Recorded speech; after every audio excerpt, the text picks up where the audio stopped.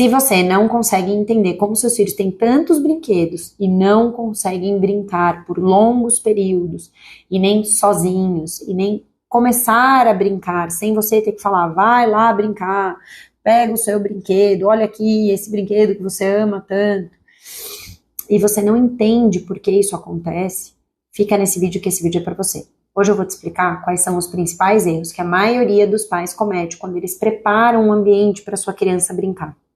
E por que esses erros levam a criança a não ter uma brincadeira organizada, engajada e duradoura, e como você pode fazer para evitar esses erros também na sua rotina. Mas antes de começar, eu vou te pedir para curtir esse vídeo e se inscrever no canal. Esses 2 passos são super importantes e inclusive ajudam muito a contar para o YouTube que esse conteúdo foi relevante para você. E aí assim ele entende que ele também pode mostrar esse mesmo conteúdo para outras famílias com crianças pequenas. Bom, mas vamos ao principal objetivo desse vídeo, os erros. Erro número 1. A criança precisa ter um espaço único para brincar. Essa é uma crença muito comum. Muito pai, muita mãe acredita que a criança precisa de um espaço exclusivo, de um cômodo específico para brincar, né? Como uma brinquedoteca ou um quarto. E aí, eles queriam esse espaço na casa com todo amor e carinho, mas quando a criança leva um brinquedo para outro ambiente, os pais começam a despejar em cima da criança que aquele não é o lugar dos brinquedos, que o lugar dos brinquedos é lá dentro do quarto, lá na brinquedoteca, vamos recolher essa bagunça do meio da sala e levar para lá e vamos brincar lá. O problema é que isso limita o brincar da criança. A criança precisa sentir que ela pertence na casa toda. Ela precisa também poder explorar diferentes espaços da casa e testar diferentes formas de brincar em diferentes cômodos da casa. Então, ao invés da gente restringir o brincar a um único cômodo, a gente tem que pensar em como permitir que a nossa criança explore o brincar, as diferentes formas de brincar dela, em outros espaços da casa, de um jeito que também seja conveniente para a gente. E aí entra a dica de criar zonas de interação em cada um dos espaços. Então, você já meio que deixa alguns bolsões, digamos assim, de brinquedos e de coisas que a sua criança pode explorar nesses ambientes, para que a criança perceba que ela pode brincar naquele espaço. E você já induz a criança a brincar de um jeito que também seja conveniente para você. Então, por exemplo, se você tem, no caso dos meus filhos, eles têm muita arminha. As arminhas eu não deixo dentro de casa, eu deixo na área de fora da casa, ali no que é coberto, mas é mais aberto, não tem coisas que quebram. Porque se eles querem brincar com aquele brinquedo, ali é um lugar que é mais conveniente. Se meus filhos também têm muito instrumento musical, se eu quero deixar esses instrumentos musicais acessíveis para eles brincarem, eu coloco em um cômodo em que não vai ser inconveniente quando eles pegarem e brincarem. Então, por exemplo, no meio da sala, onde de repente alguém vai assistir uma televisão no final do dia, não é o melhor lugar para deixar esse tipo de brinquedo. Então a gente tem que fazer esse filtro e pensar quais são os brinquedos que a gente pode deixar em cada um dos ambientes que sejam também convenientes para a nossa rotina, para mostrar para a nossa criança que as diferentes formas dela de brincar são bem-vindas na casa inteira, e obviamente colocando algumas limitações para que a casa não vire um caos completo, dominado por todos os brinquedos do jeito e no momento que a criança quiser. Erro número 2, a criança precisa ter limite, a criança precisa aprender a não mexer nas coisas da casa. Muitas pessoas acreditam que a criança precisa aprender a não mexer nos objetos da casa, na gaveta, nas decorações, ou não mexer nas nossas coisas de adulto. E se você realmente se determinar a ensinar para sua criança que ela não pode mexer, ela vai aprender, ela é capaz de aprender. Ela pode aprender a não tocar nos enfeites, a não abrir a gaveta, a não pegar o objeto e a não entrar no seu closet. Ela pode aprender. A criança aprende tudo que você quiser ensinar para ela. Mas o grande problema é que quando a gente foca muito em ensinar para a criança que ela só pode mexer nos brinquedos dela, sabe também o que a gente está ensinando para ela? Que não é para ela dar ouvidos à curiosidade dela. E isso é muito perigoso. Porque o cérebro da criança é programado para explorar, para seguir esse impulso da curiosidade, que é o que leva ela a tentar descobrir como funciona o barulho de uma coisa quando bate no chão, por que uma coisa é pesada e a outra é leve, por que uma é áspera e a outra é macia. É assim que ela aprende. Quando um bebê abre e fecha uma gaveta, ele não está fazendo arte ou mexendo onde ele não deveria. Ele está testando um mecanismo de abre e fecha, sentindo a textura do puxador, percebendo que algumas gavetas da casa deslizam mais fáceis do que outras. E ele não faz, assim, essas análises conscientes, mas ele faz. E essas informações ele vai anotando e guardando lá no banco de dados dele. E tudo isso vira referência que ele leva para a vida dele. Então, cada toque, cada tentativa de exploração, cada experiência da criança é um aprendizado neurológico. E o problema da gente enxergar essa necessidade de exploração como uma inconveniência para nossa casa, tão lindamente decorada, é que quando a gente impede esse processo o tempo todo, o que a criança está, na verdade, aprendendo é a ignorar esse impulso natural dela. Então, ao invés de tentar ensinar a criança a não tocar, o que a gente tem que fazer, a nossa responsabilidade, é adaptar o ambiente para que ela possa tocar com segurança. E para que ela possa tocar também dentro do que seria uma zona de conforto para a gente, para não virar um caos na nossa vida.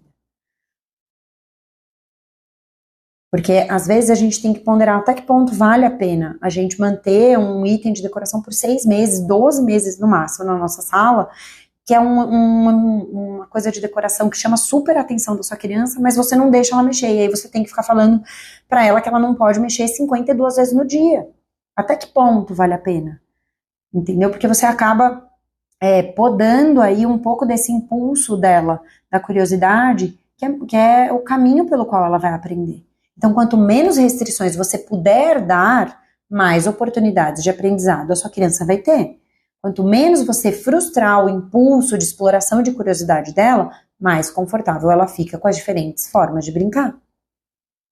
A sua casa precisa ser um ambiente onde a criança pode pertencer e não só visitar.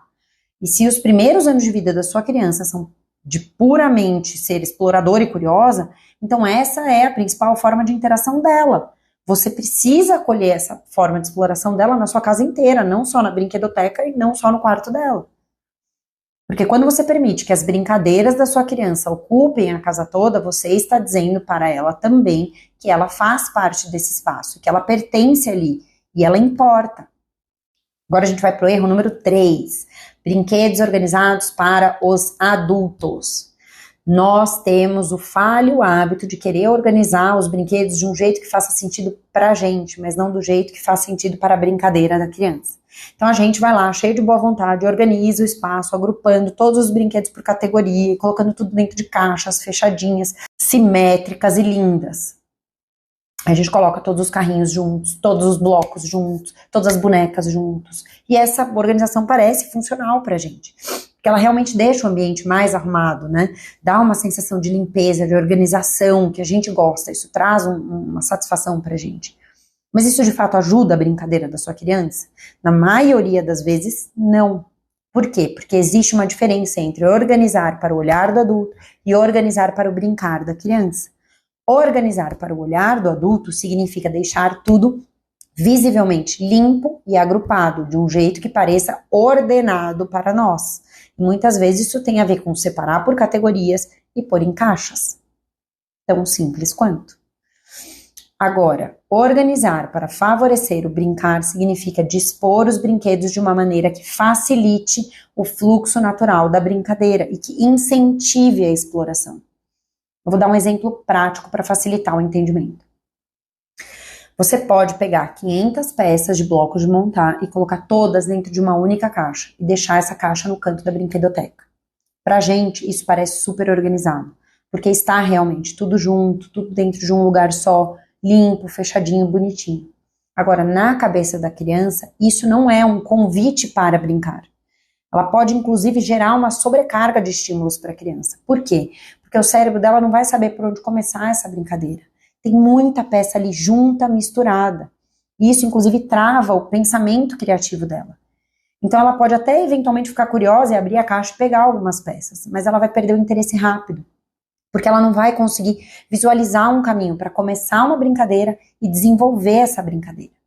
Então, nesse caso, o que funciona melhor seria dispor os blocos, colocar os blocos de uma forma que instigue a curiosidade, que facilite o engajamento da criança. Ou seja, você pega e separa as peças em pequenos conjuntos iniciais. Você deixa visível algumas estruturas semi-montadas para despertar a curiosidade da sua criança continuar aquela construção. Ou então você cria cenas com os brinquedos disponíveis para sugerir um caminho ali de imaginação da criança. Aí você posiciona alguns elementos que combinem. Então, por exemplo, você coloca os carrinhos perto dos blocos que formam a pista para o carrinho andar. E aí, assim você consegue expandir as possibilidades de brincadeira da sua criança, sem você precisar ficar de fato falando o que ela tem que fazer. A gente precisa levar em conta a forma como o cérebro infantil funciona em cada estágio de desenvolvimento, para conseguir organizar os espaços, entendeu? E a gente precisa facilitar o acesso dos brinquedos, e a gente precisa criar estímulos visuais que despertem a curiosidade, sem, obviamente, gerar uma sobrecarga para a criança. Porque isso é o que vai permitir que a criança comece uma brincadeira e desenvolva a brincadeira. A diferença entre uma criança que se envolve no brincar por 10 minutos e a outra que se envolve por 40 minutos pode estar simplesmente na forma como o ambiente ao redor dela foi preparado para incentivar essa exploração. Então, o que a gente tem que ter em mente é que menos confusão visual gera mais possibilidades da criatividade da criança fluir. Quanto menos brinquedos misturados, mais foco e mais tempo de brincadeira. Ambientes organizados para a criança, mais independência para a criança brincar. Organizar brinquedos não é só sobre limpeza e estética, é sobre preparar o ambiente para que a brincadeira aconteça de forma natural, envolvente e enriquecedora para o processo de desenvolvimento da sua criança. Agora vamos para o quarto erro. Quanto mais brinquedos disponíveis, melhor. Errado. Muitos pais acham que quanto mais brinquedos a criança tiver, mais ela vai brincar. Mas, na verdade, o que acontece é exatamente o oposto. Brinquedos em excesso geram sobrecarga, porque o cérebro da criança vê tantas opções que ele não sabe por onde começar. Então, ele simplesmente não começa. E aí, o resultado é uma criança que espalha tudo pelo chão, mas não se aprofunda em nenhuma brincadeira. É a criança que pede a sua atenção o tempo todo, porque ela não consegue engajar sozinha. E é a criança que tem dificuldade de se concentrar, fica entediada rápido e troca de brinquedo o tempo todo, jogando tudo pela casa inteira. Então, nesses casos, se você tem muito brinquedo, o ideal é fazer uma rotação de brinquedos. Deixar menos brinquedos disponíveis, porque assim a sua criança vai ter brincadeiras muito mais longas e mais envolventes. Então, se você quer que o seu filho brinque mais, com mais qualidade, o ambiente precisa estar preparado para isso, propriamente preparado para isso. O brincar não precisa de um cômodo específico, ele pode acontecer na casa inteira. A criança não precisa aprender a não mexer em tudo, mas o ambiente precisa estar ajustado para que permita que ela explore com segurança e com liberdade. A organização dos brinquedos precisa respeitar o fluxo da brincadeira e não a lógica da nossa organização. E menos brinquedos disponíveis ao mesmo tempo resultam em brincadeiras mais longas e mais criativas. E se você quer aprender exatamente como criar um ambiente que convida para o brincar, eu tenho um convite especial para você. No dia 10 de abril, num encontro 100% online e gratuito, eu vou te ensinar o método Janela, um jeito simples e prático de transformar qualquer momento do dia em uma oportunidade de conexão real com os seus filhos, sem precisar de atividades mirabolantes e sem sentir que brincar virou mais uma obrigação no seu dia. Se você ficou curiosa, não perca essa oportunidade. Clica no link da descrição e garanta a sua vaga.